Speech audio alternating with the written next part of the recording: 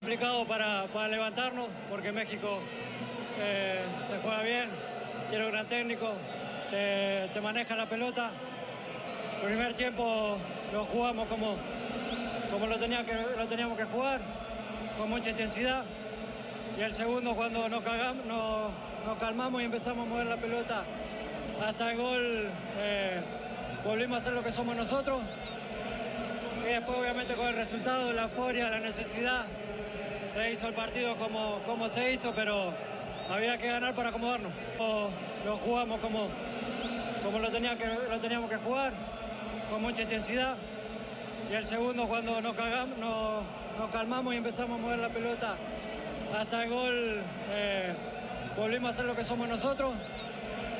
Y después, obviamente, con el resultado, la euforia, la necesidad, se hizo el partido como se hizo, pero había que ganar para acomodarnos. We want to look at the third goal and obviously what Messi did with Gvardiol. But actually there was a moment before he set up the goal where Gvardiol knew that Messi was really on his game in this second half. But when he gets into this kind of position, he starts running. You know, he's in total control. Even when he gets off balance, he still flicks it, still gets it in. I think he just gets a nudge there. That's where he kind of miskicks it. But then now you can see he's going to point where he wants it. Look, there he wants it there. You know, and so he's so tight on the line, but then his control is so good, and you know he's past him now. You know, and then he kind of grabs him, slows him down a bit, but then once he stops him, it's the touches out, 1, 2, 3, and he's in. You know, it's a penalty if he touches him, and the composure to then pass it to him. It's beautiful, beautiful football. I think early in the tournament we kind of felt he's lost that little bit of acceleration. He definitely still has it. He has it in a moment, and obviously he picks and chooses. That's why he's so smart. And then on top of the brilliant run, he's got the composure to pick out a pass for a one-touch finish. Brilliant. Maybe that's why he walks about so much in the game, saving energy. I watched him 10 years ago destroy United, or 12 years ago in 2 Champions League finals. Absolutely incredible, completely different player than he is now. But what mesmerises me about him, the skill we've seen for many, many years, but Gvardiol must be 13, 14 stone, 6'3", and he's literally almost like ragdolling him and pushing him away. No sense of how you do that with the ball at your feet running at full speed whilst twisting and turning. It's unbelievable. It's mesmerising to watch. And in that moment, Messi's thinking I can get away from him. Then he's going, I can't quite get away from him, but I'm not worried if I've just then got to slow up and then I can beat him again. He had, I say, you know, 12 years ago he was going past people and you weren't getting back. Now he's having to do it in a different way, but he's adapting to the elder part of his career. Still obviously massively relevant in moments in matches where he used to be the focal point of most attacks. Now, to be fair, he can go sleeping for 15-20 minutes in matches and then just come alive. But what's he done as well there is that, for us, like you said, how big he is and how big and strong he is, but once he's slowed him down and the way he's manipulated the ball in such a tight area, that guy is not going to be able to turn that quickly. He knows that. He knows how to bring a guy into an area where he can finish him. It's that arm he puts there that keeps a guy that's like probably 2 or 3 stone heavier than him away from him. That guy should just be. He can't. But he'll read a situation. This is where his intelligence. He's so smart. He'll read a situation with a defender like that. If he feels somebody's too tight, that's when he'll roll him. Players are then frightened to death. They'll drop off, and then you give him time and space. He will pick the right pass. I think if we're going to be fair, what he's done for PSG in the Champions League over the last 18 months, 2 years, this has probably come as a bit of a pleasant surprise, hasn't it? That he's been this good in this short space of time.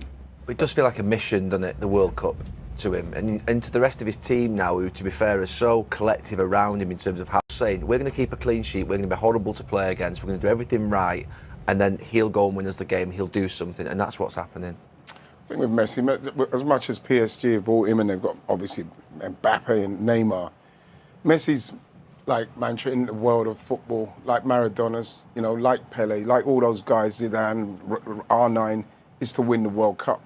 And that's why you'll probably see, when you see him in this scenario, he's at his very best. He's at his very best. At PSG, there's 3 of them hanging up there doing nothing. You wouldn't do that. If he had 2 of them, he's got subservience here. The rest of his teammates are all putting in a massive shift for him. Yeah. And that's what he needs. And I think with PSG, there's 2 or 3 others up there that are, to be fair, and you can't carry 3, 4 without the ball. You can carry 1 without the ball. And that's what Argentina are doing. So well done to those other players.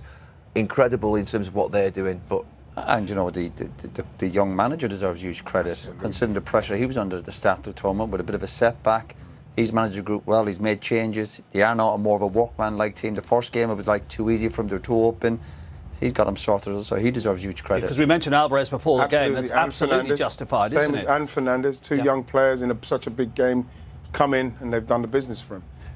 About Croatia, they played, I think, in the way that we anticipated. They were very neat on the ball. They manipulated well. They kept it very neatly in midfield, but they never looked like scoring, did they? If you're Croatian Federation in your under-17s, under-21s, you're thinking, if we only could get a centre forward in our team. Yeah, one of their strengths, I suppose, is how they control games. But they've got... You don't want to be too hard on Croatia because they've been magnificent. But it's when they were desperate to get a goal, they weren't getting enough bodies forward, players were isolated, not enough players running off the ball. We've seen these clips here. That's where it's obviously frustrating. And again, the strength is the control in the middle of the park. But when they were 1 or 2 goals behind, you just knew there was no way back from. Not enough bodies forward. Not enough of a goal threat. They seemed reluctant to shoot. It did seem to be. But even when you get into a situation like this, you think you should just shoot or lay into him. You know, he could lay into there. He's got a shot. They didn't take advantage of the little moments that they had. Those little moments at this level, the margins are so small. You have to take advantage of them, and they didn't. They haven't got the striker to do it as well. The decision making in the final third certainly wasn't good enough, and that's where they were found out tonight. Just obviously need to be better. They're punching well above the weight to even be here. It's unbelievable what they've done to get here.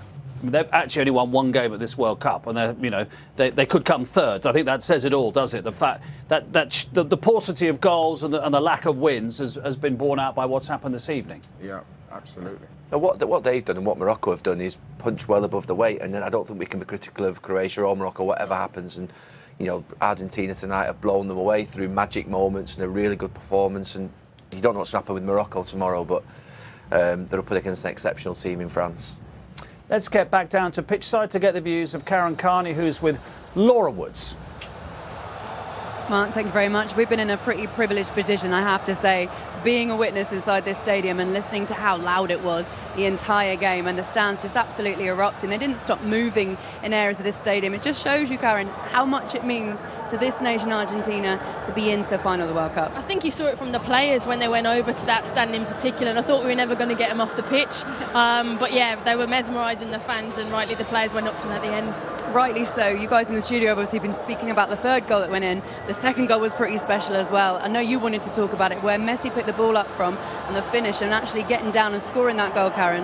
Yeah, I mean, you earn your look by getting your defensive shape right, and they did that really, really well. And you get your little bit of luck as well. So it came in from this set piece. You get out Alvarez, you press the ball, that's your job. Good little block, and then Messi picks up the ball, puts him on his way there, that little touch away. And then it's from the halfway line, and look at the distance that he's travelled. And in football, you get some luck, but you earn it. And he's travelled all that way. The defending, yeah, it was poor, but look, tonight it was Argentina's night. There's a little ricochet, not once, not twice, but look, they have the numbers up there as well. I think tonight Argentina, not saying Croatia didn't want it, but there was something more in between the teeth of Argentina, and again goes back to the fans as well that really pushed them on. Sometimes you get a little bit of luck, like we saw there. What about the penalty? Because I noticed it divided everybody in the studio. Ali McCoy is in commentary saying, no, it was the right decision. Karen, I'm going to put you on the spot. What do you think? What bus do I want to get on tonight is the question. I'm going to back the commentary team. I think it's a penalty. And the reason what Ali said in the commentary as well, that yes, I think this wasn't a good finish. He mishit it. I agree with him right there.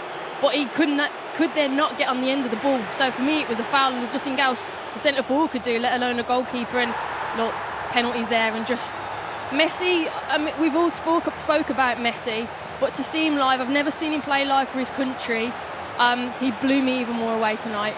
Just, I know we talk about him moving around and he's into positions, but the moments, it's hard to describe as a player when you're watching it. When you see him live and he does it in those moments when it really counts, it's breathtaking. He has a chance on Sunday to become the greatest ever. It's such a huge occasion, isn't it? Argentina into a World Cup final. We'll find out tomorrow who they play, of course, but just that on its own, Karen, is going to be special. It really is.